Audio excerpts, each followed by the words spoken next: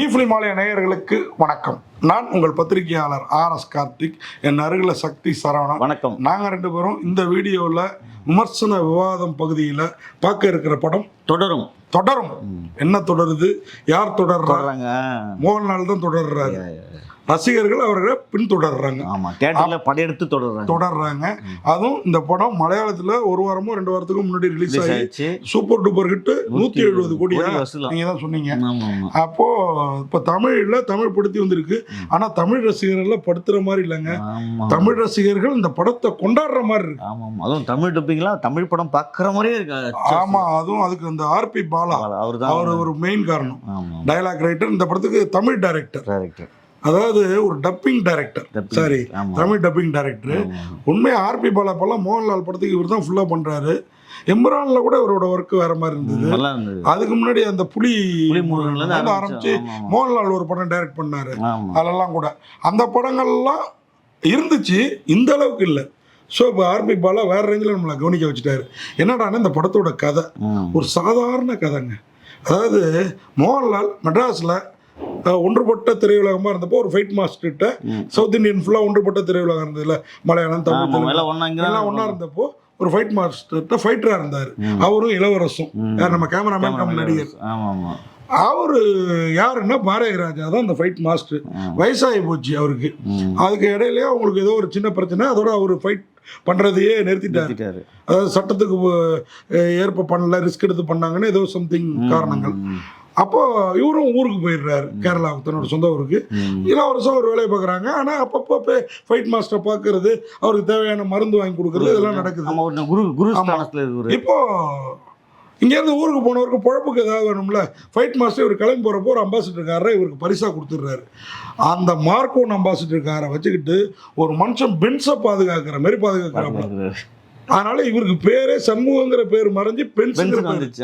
காரை ஒரு Benz car வாங்கினா நம்ம எப்படி வச்சுப்போம், நம்மளாம் வாங்க காலம் சொல்லணும். சொல்ற ஒரு பேச்சுக்கு கடவுளோட கிருபை பழைய கார் பென்ஸ் கார் வச்சிருக்கிறாரு அந்த காரை. இப்போ இந்த காரை இவருடைய பையன் அவரோட ஃப்ரெண்டுங்க ஒரு நாள் வந்து எடுத்துகிட்டு போகிறாங்க. ஒரு இடத்துல இடிச்சிடுறாங்க. இவர் துரத்துறாரு. இவர் சின்னதாக ஒரு கட்டிங் போட்டு வரலான்னு அந்த கார் மெக்கானிக்கோட கிளம்பி போகிறாரு. அப்போ இவனுங்க காரை எடுத்துகிட்டு போய், ஏன்னா இவர் பையனுக்கு இந்த காரை பிடிக்க மாட்டேங்குது. அந்த வந்த பையன் பாருங்க, ஃப்ரெண்டு, அவன் இந்த காரை கொண்டாடுறான். இவர்கிட்டே பாராட்டுறான். இவரே பெருமிதமாக பையனை பார்க்குறாரு.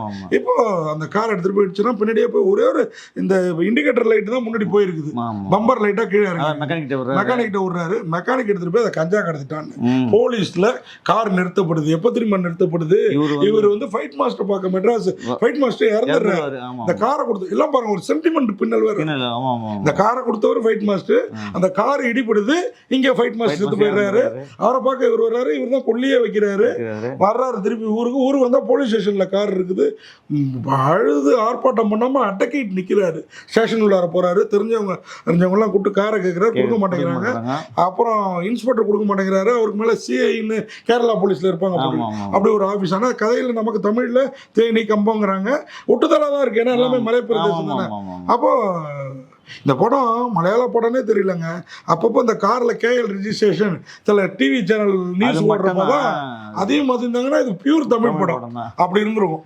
இப்போ அந்த காரை கொடுக்க மாட்டேங்கிறாங்க. ஆனா கார் ஏன் தர மாட்டேன்றாங்க? காருக்குள்ள அந்த போலீஸ் இன்ஸ்பெக்டர் இப்போ வர்ற CI அந்த ஆள் என்ன பண்றான், கார் கீயை கொடுத்துட்டு, ஆனா ஒரு உதவி பண்ணு, எங்க கூட எங்க கான்ஸ்டபிள் ஒருத்தரோட கல்யாணம், கான்ஸ்டபிளோ ஏதோ சொல்லி கல்யாணம், அவருக்கு தங்கச்சிக்கு அந்த கல்யாணத்துக்கு போயிட்டு வந்துடும். அது வரைக்கும் ஓடிட்டு வாங்குறாரு.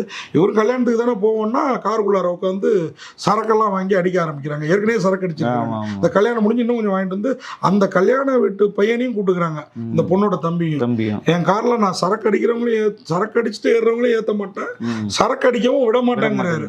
ஆனா அவங்க உட்காந்து அடிக்கிறாங்க. ஏன்னா போலீஸ் சரின்னு பொறுத்துக்கிறாரு. கார் வேணும் போய் தொலையுது அப்படின்ட்டு. போகுது காரு, மலையெல்லாம் தாண்டி போகுது. இவரை கார்ல உட்கார வச்சு டிக்கியை திறந்து ஒரு பாடியை தூக்கிட்டு போறாங்க. இப்ப சரக்கு அடிக்கிறவனே விட மாட்டோம்னா சாவ தூக்கிட்டு போறீங்களா, என் காரை சாவ எடுக்க வச்சுட்டீங்களாடான்னு. இப்போ கட் பண்ணா இந்த கேஸு ஒரு மாதிரி மோகன்லால் மேல வந்து விடியுது. இப்போதான் மோகன்லால் உஷாராகிறாரு. ஆனா போலீஸ் எதிர்த்து என்ன பண்ண முடியும், என்ன பண்ணாரு அவர் குடும்பம் இதனால என்ன மாதிரி பாதிக்கப்பட்டது, ஏன் இவர் இந்த போலீஸை எதுக்குறாரு, காருக்காக மட்டுமா அப்படிங்கறதெல்லாம் வித்தியாசமாவும் விறுவிறுப்பாகவும் சொல்லி மிரட்டி இருக்காங்க. கதைய வந்து யோசிக்கவே முடியாது, யோசிக்க முடியாது. இவ்வளவு நேரம் அந்த அம்பாசிடருக்காரும் பென்சுமா இருந்த இவங்க, அதுக்கு அந்த காருமே ஒரு ரோலுங்க படத்துல.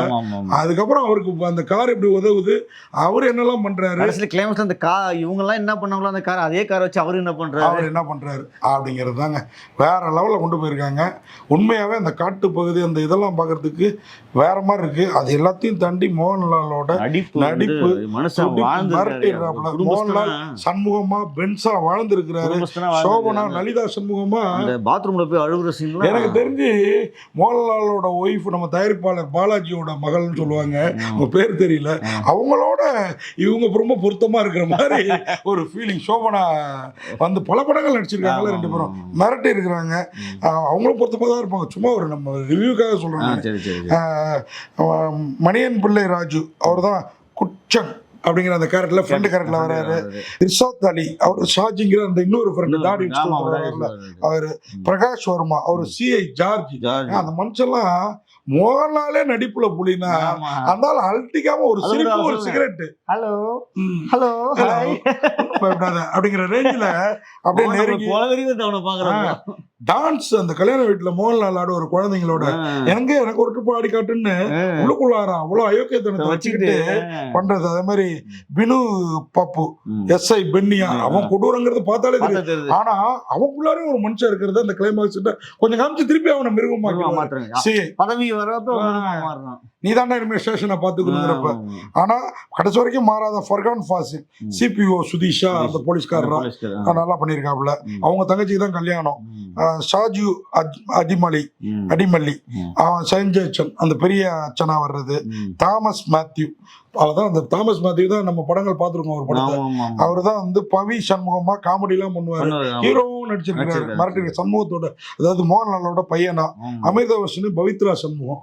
அந்த பொண்ணும் பிரமாதம். ஐயோ அந்த பொண்ணை ஸ்டேஷன்ல வச்சு அடிக்கிறப்பெல்லாம் நமக்கு அப்படியே உயிர் போகுது. நம்ம விட்டா ஸ்கிரீனை கிழிச்சிட்டு உள்ள போய் போலீஸ்காரன் அடிக்கிற இந்த பழைய பாணி கொண்டு போயிட்டாங்க. அது மாதிரி படத்துல வந்து வசனங்கள் அப்படி பட்டு தெரிக்கிற மாதிரி RP Bala Tamil dubbing director அசத்தி இருக்கிறாரு. இந்த படத்தை தருண்மூர்த்தி தான் இயக்கி இருக்கிறாரு, மிரட்டி இருக்கிறாரு. அவரோட பாருங்க நம்ம ஊருக்கு அவங்களுக்கும் தருண்மூர்த்தியும் கதையில இருக்காருங்க, KR சுனிலும் கதை, அவரும் இவரும் சேர்ந்துதான் கதை பண்ணிருக்காங்க. டைரக்ட் பண்ணது தருண்மூர்த்தி மட்டும் தனியா. அந்த கதைக்கு இன்னொருத்தர் உட்கார வைக்கிறாரு பாருங்க, அத பேர் போடுறாங்க பாருங்க. நம்ம ஆளுங்கன்னா என்கிட்ட கொடுத்து நான் காசு தரம்பாங்க, அதையும் தர மாட்டாங்க. Producer by M Ranjith, Regiputhra visual மீடியாங்கிற பேனர்ல எடுத்திருக்காங்க. வேற லெவல்.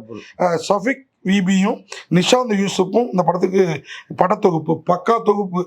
ஷாஜி குமார் அவர் தான் சினிமோட்டோகிராபி, ஒளிப்பதிவு. மிரட்டி ஜெக்ஸ் விஜய் லஜ்ஜாவதியே என்ன அசத்து அந்த பாட்டுக்கு மிரட்டி இருக்காப்ல.